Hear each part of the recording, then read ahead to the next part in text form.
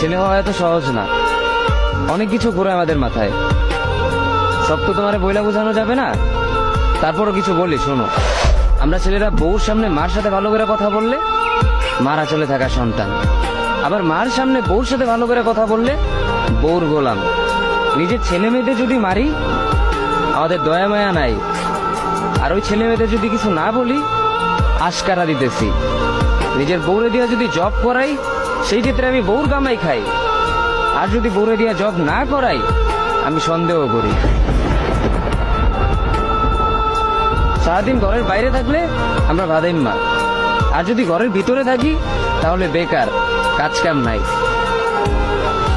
আর এই তোমাদের মেয়েদের গায়ে যদি আমরা ভুলেও টাচ করি না আমরা নির্যাতক, আর যদি তোমরা মেয়েরা আমাদের গায়ে হাত তুলো আমরা কাপুরুষ।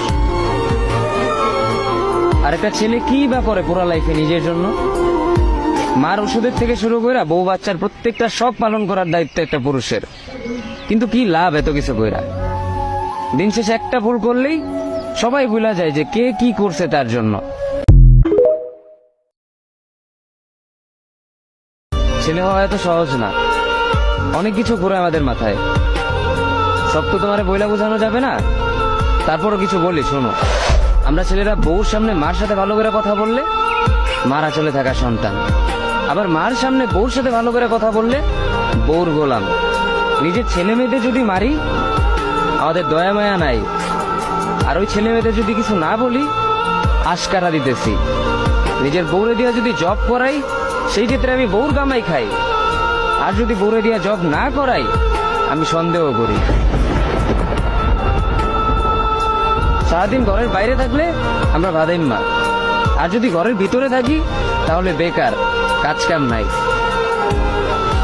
আর এই তোমাদের মেয়েদের গায়ে যদি আমরা ভুলেও টাচ করি না আমরা নির্যাতক, আর যদি তোমরা মেয়েরা আমাদের গায়ে হাত তুলো আমরা কাপুরুষ। আর একটা ছেলে কি বা করে পুরো লাইফে নিজের জন্য? মার ওষুধের থেকে শুরু করে বউ বাচ্চার প্রত্যেকটা সব পালন করার দায়িত্ব একটা পুরুষের। কিন্তু কি লাভ এত কিছু কইরা? দিন শেষে একটা ভুল করলেই সবাই ভুলা যায় যে কে কি করছে তার জন্য।